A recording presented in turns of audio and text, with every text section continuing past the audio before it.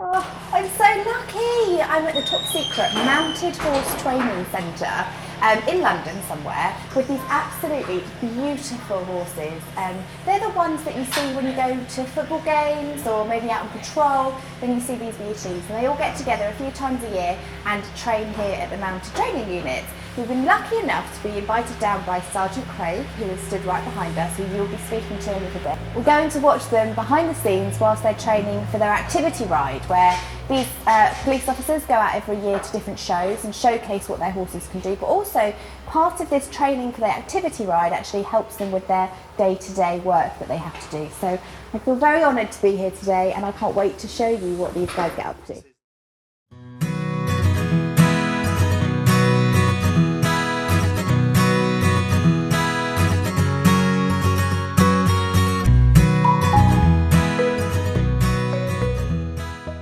I feel very special today because I'm in the Mounted Police Unit with Sgt Craig Richards. How are you? Yeah, good, thank you. Thank you for letting us here today. You've given us a backstage tour of what goes on with all the horses and your job here, but could you explain to us what exactly you do? So my job here at Imber Court is I'm in charge of the training for the officers. I look after the horses. I look after the horses' duties and the police staff duties down here.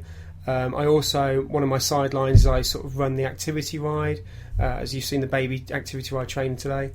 It's a very... the babies are the baby horses, the baby new horses, ones coming yeah, through. That's right, yeah. Not sergeants with babies that come on and decide to no. have a go at jumping. Young horses. Yeah. So you run those? So I take part in that training. I also ride on the activity ride when we do the shows. My job is very varied, probably one of the most varied in the Mounted branch, really. One of the highlights is taking the young officers. We've got a course on at the moment, which is a 16-week course.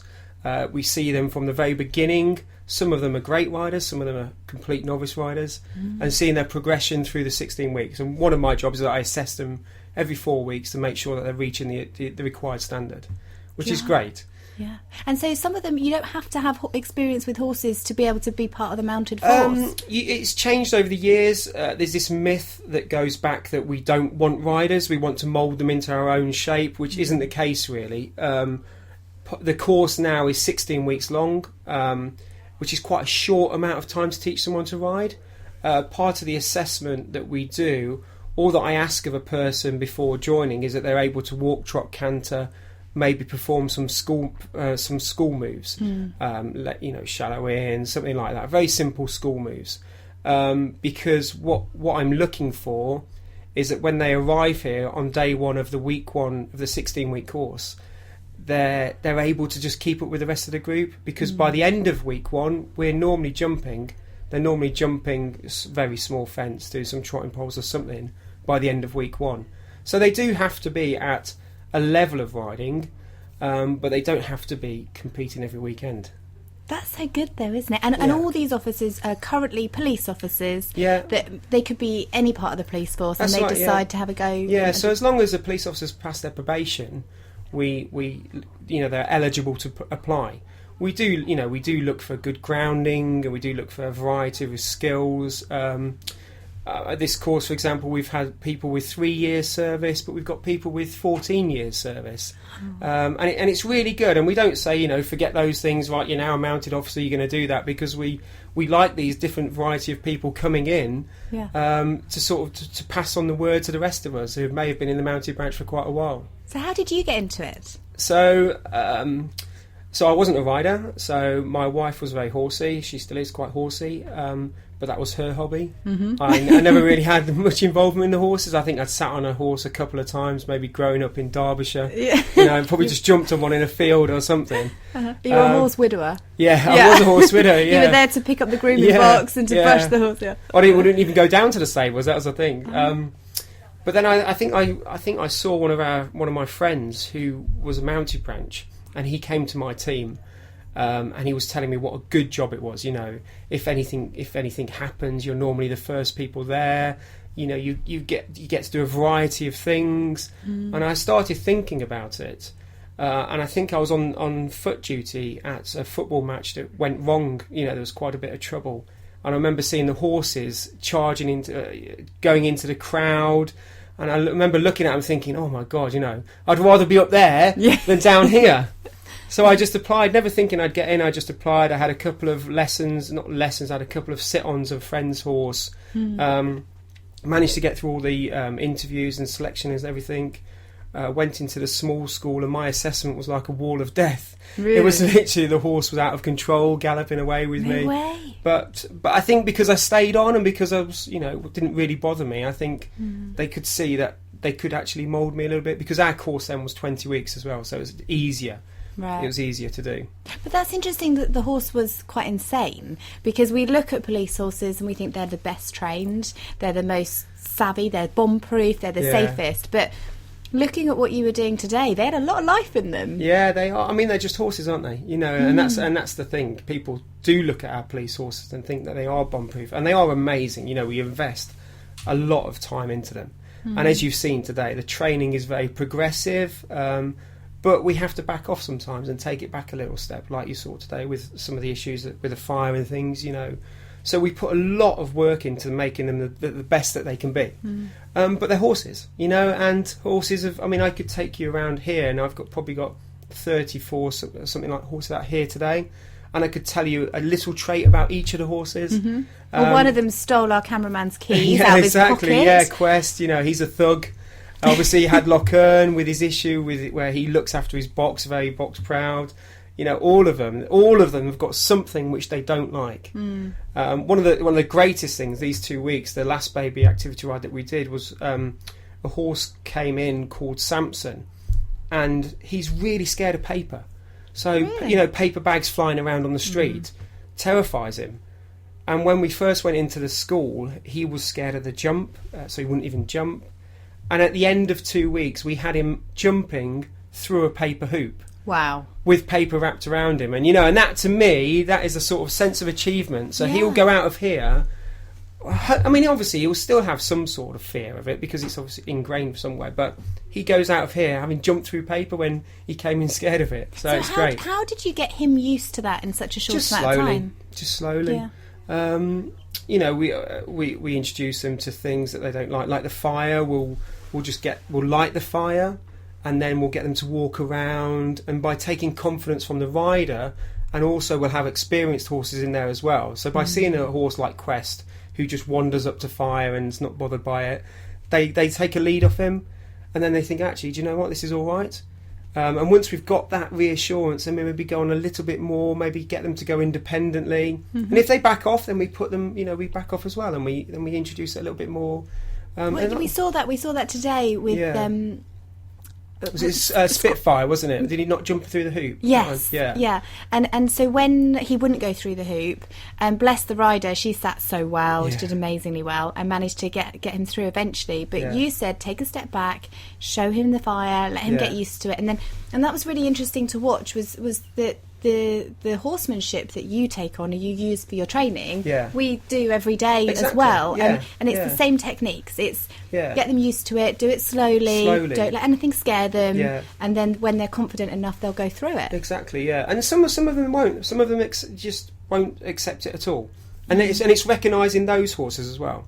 So that you don't make them do it, you don't make them have it, or you try and get around it in a certain way so that you achieve your aim. But some of them won't have it, but the majority, if you just take your time, back off, know when to back off, but know when to push on as well. Yeah. And that's the same with the police horses training. You'll have an amazing horse that might go backwards a little bit, and then so you have to readdress it, or you might have a really bad horse that ends up doing some fantastic jobs. I look at some horses now and I think I never would have imagined that they would be doing that, because I remember them, rearing up on the street or whatever, and they've gone on to greatness just by the fact that you've just taken your time a little bit, or maybe moved things around just a little bit. What do you do with those horses though? Because you have a duty of care to the public as That's well. Right, yeah, so health and safety wise, it must be really, really tough. Yeah. What do you do if you have a horse that? I remember seeing years ago a video of the Queen's Parade. Yeah.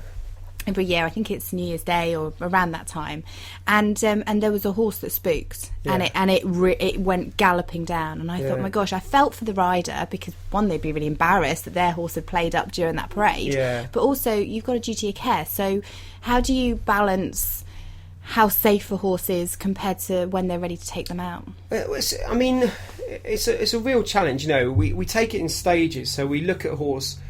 We look at a horse initially. So we have a horse here for 4 weeks. We'll look at it.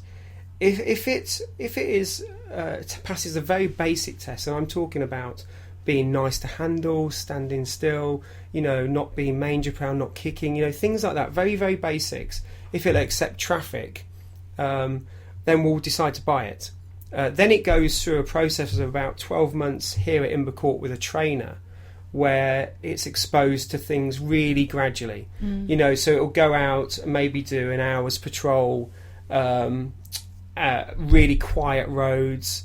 And then as the training progresses, we'll introduce things like noise in the school, maybe a few nuisances, go out on longer patrols to busier places.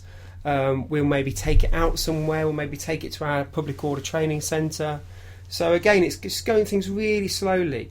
Now, if you've had a horse, once they've passed all of that initial training, you've issued it to a rider, if they go to a stable and then that horse... And it can be, it can have passed everything, and it can be 6 months, a year down the line that they start experiencing problems because of something that's happened on the street. We'll just readdress it. We'll probably get them back here to Imber Court. We'll look at, the maybe sometimes in drastic circumstances moving the horse, because a lot of horses very, very quickly learn where they are. Right. And we're very limited to access roads to certain stables, so very quickly, if a horse has got a homing instinct in it, it will learn the route back home. So it will tend to mess around a little bit more. So if we change that environment and maybe move it to one of the quieter stables or a stable with more access roads, that sometimes helps as well. And you'll find that horses, once they've moved, they do tend to settle. And what about the riders then? When you're selecting, you've got riders coming through all the time, you're buying new horses all the time, training them up. How do you pick which rider will have which horse? Most of the time it's just a natural progression. So you would have had a rider that maybe has turned out a horse, made the horse operational. So we class them as remount, which is where horse is a youngster, it's in training. You have to, look at what it does. Basically, it won't be going to a football on its own. It won't be going to any really maybe problematic footballs. So you're really careful by what it does. Once it becomes operational, then any person can ride it, and it can go to all the jobs. That's not to say you just write it off and you just say, oh, well, it's operational, we're going to do that. Still, there are a lot of horses that can only be ridden by certain people, and there are limitations. So you don't completely write it off. How did you end up setting up the activity ride and deciding, okay, this is what we do for a job every day. We go out on our horses operationally, but now we're going to take that into the show ring and we're going to jump through fire and we're going to take our stirrups off and canter bareback and jump bareback and hold our saddles up and just look really amazing. So that started way before my time. That started, I can't remember the exact date, but it started basically with the horse show here at Imber Court. And they wanted to, the branch was a lot bigger then, and they wanted to basically display the skills of a mounted officer. And that's the main thing with us. We're not a display team. We are literally coppers on police horses. None of us have been to, any sort of school, or we're not acrobats or anything like that. We're just literally police officers on police horses, which makes it all the more unique, really. But it was basically started to display the skills of a mounted officer. I personally started on the ground, so I started on the ground staff many years ago, and as time went on and I became qualified to be able to ride on it, then I became a rider as a police constable. I was promoted, and just natural progression really to being down at Imber Court. We took a break from the ride for a couple of years for the Olympics. Oh really? Why was that? Just because of the operational requirements, so many horses were needed on the Olympics and the surrounding events, that there just wasn't enough time.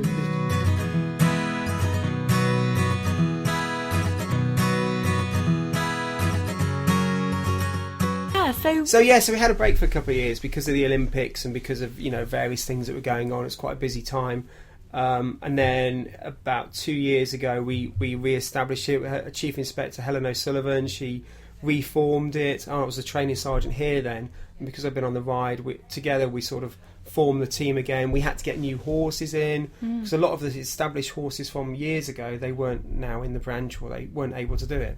So we had to basically start from scratch, which was quite good. Quite interesting. The real fascinating thing for us, for me walking round and being allowed to see behind the scenes here, is the welfare of the horses. Every horse, I mean, they just smell amazing. They look amazing. They feel amazing. They're so healthy. Yeah. Their hooves are perfect. But interesting, you have a little sick bay for the poorly ones. Yeah. So you own them, you care about them so much. There's a lot of... It's all about the horses more than it is the people, which is lovely. No, completely, because without them, we're nothing. Without them, we don't exist. As a branch, we don't exist. And we always say that while they're in here, we treat them like kings. Once we're on their back, they have to do what we say. But in here, in the stable, everyone's responsible for them. They do get the best of care. They want for nothing. There's a lot of soft riders. There's none of this whacking them around and saying, you've got to do this. It's all very, very gentle, soft, progressive. That's the main thing.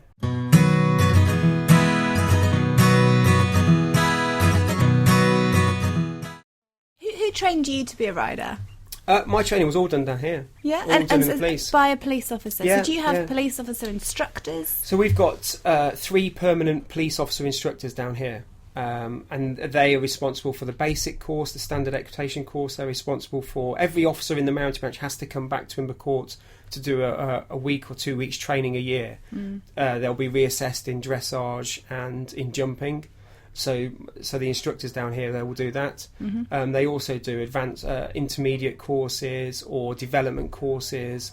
So it's quite a full-on job. They're busy all the time. That's a shame, so we can't book a lesson with them then. On the side, Yeah. Teach my horse how to be... Because that would be great, wouldn't it? If you could do lessons at the weekend saying how to desensitise your horses to flags. Yeah. Because I love the fact that in your... Can you just explain what was in your indoor school, your small indoor school? So in the small indoor school, along the wall, there are 6 flags, 3 on each side, that we unravel to give the horse exposure to flags. We also have... how would you describe them? Stage props of...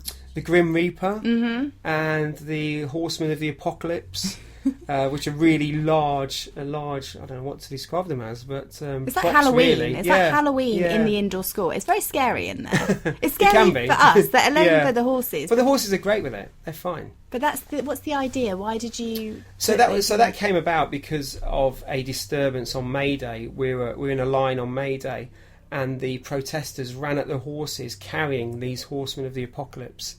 And then the horses had never seen anything like it before. They'd never been familiarised with it at all, and it caused us some issues on the day.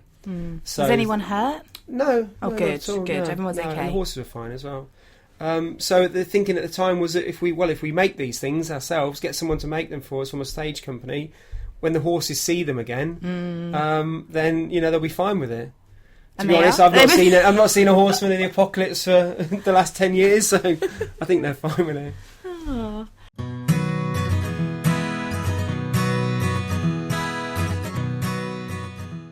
Can you tell me what it takes to be a mounted police officer? I'm not sure really. You need to have a bit of independence about your independent thinking, because if we go on a job together, there will normally be 1 sergeant and 5 police officers, and we can hold a road, whereas it take a lot more on foot, maybe 20 on foot to do that. So a mounted officer needs to have that independence about them to be able to think if something's going wrong, to be able to point it out or deal with something independently. But they also need to be very disciplined, because ultimately they're in charge of 850 kilograms of of flesh and bones. So they need to be very responsible. They need to be dedicated, because you generally take quite a lot of knocks in this job, working with animals, and it's early hours and it's long shifts and it's static work. So they have to be very dedicated to it. But the rewards that you get from that, the rewards of having an animal as a partner at work, are just incredible. Amazing, isn't it? It is a real partnership. And you must want to protect them as well when you're out there. Yeah, you do. So how do you stop idiots from hurting them. Or I know you said earlier that you do have one horse here that's been punched before, and the guy that punched him actually got sent to jail, thank goodness, which is great. But that must, I'm protective of my horse when I'm on the road. If there's a dodgy driver, I'm like, no, my whip's out, saying stay away, not for the horse, for the driver. So how do you protect your horses when you're in such dangerous situations? I mean, we protect them by their training. We protect them by where we put them. We won't try not to put them into that situation in the first place. If we have to go into a situation like that, we always try to have other people with us and decent horses around us. But for us, if that situation arises, it's like if one of our foot colleagues, like one of our human colleagues. You can't. You just have to deal with it at the time, really. And is there an element of you'll try and get yourself out of the situation so you can foresee what's going to happen? Yes, a lot of the time. But a lot of the time you're being put there because of a situation and you're being asked to resolve it. Yeah. We protect them by the kit that they wear. When we go on particularly maybe...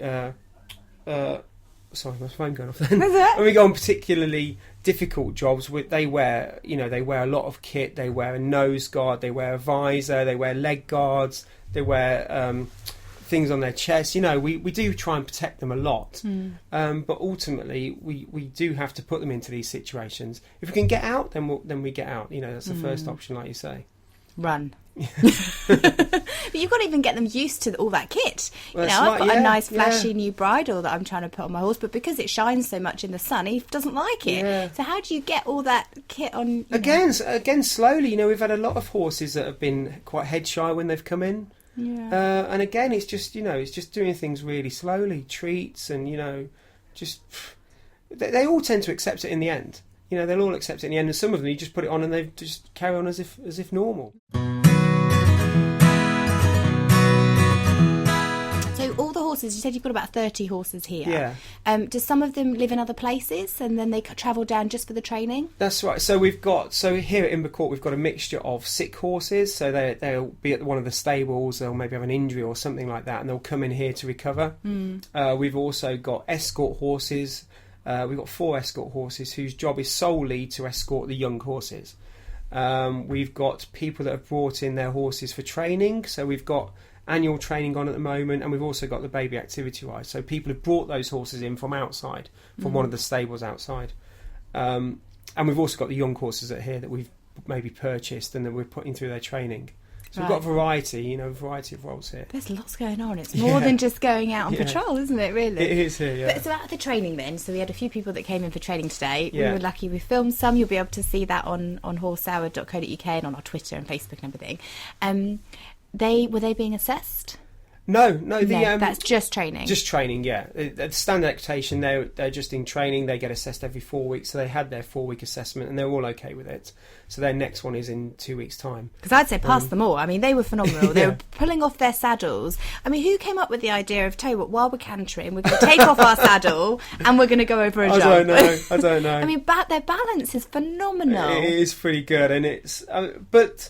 That comes from the basic training, really. One of the things that we do with the standard course on the weekend is that we'll do a ride without saddles, because you don't get to learn to ride unless you ride without a saddle. Yeah. Because it just seems so easy when you put a saddle back on.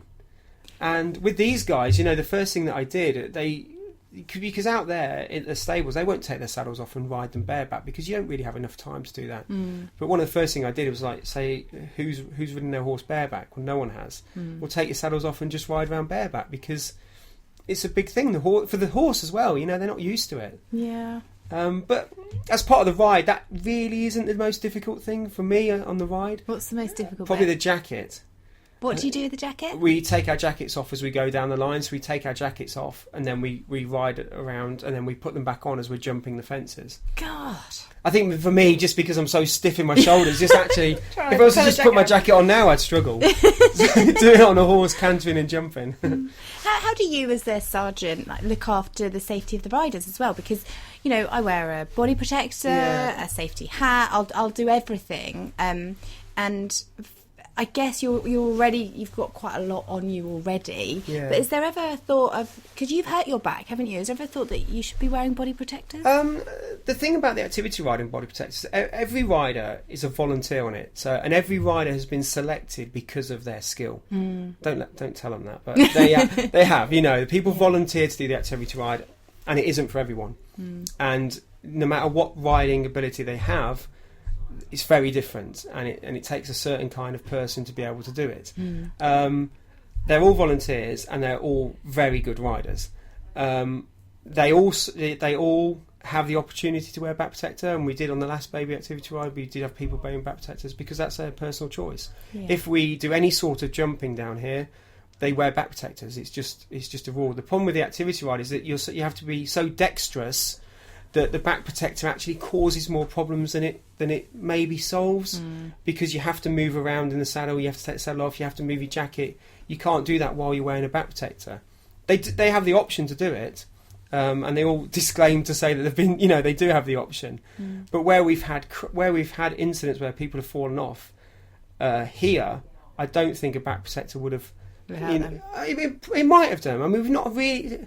I shouldn't even say this. Let's not even say this. Let's not do that. But even so, out on patrol though, do you not think that maybe they could think about wearing them out? Because they have to wear stab vests. They have to wear what are met vests. Oh, okay. Because of this sort of the security implications. So they're not equestrian back protectors, but they are what we call a met vest, which is basically a stab-proof vest. Yeah, so which will still support them. So at least they've got something. Because I'm just thinking, gosh, they're in such dangerous situations. Really, you never really know what's going to happen. No. And so at any point, and I'm probably talking because I had an accident a couple of weeks, so I'm a bit safety conscious at the moment anyway. But I would say don't use an air vest, because that scares the life out. That's what happened. So the air vest went off, made such a loud bang, Blackjack spooked, and that's how I fell off the back. Wow. So although saying that your horses are quite used to loud bangs and things. I don't know though if you say that, but they probably wouldn't be, because they're not really experienced that. We don't use them in our training. We don't use them for our standard course or anything. I don't know. I don't really know much about them. You don't use guns and we don't use the air vests. Yeah.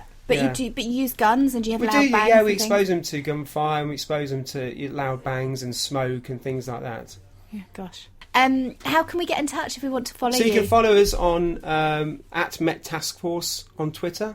That's probably the best way to contact us, or via the Met Police website. And you're always putting out photos and videos of you guys training, and it is lovely to see the guys that we saw today. We've seen frequently over the last few years. It's nice to see them back, continuing their training, continuing what they do. And thank you so much for having us there today. Cheers, Amy. Thank you.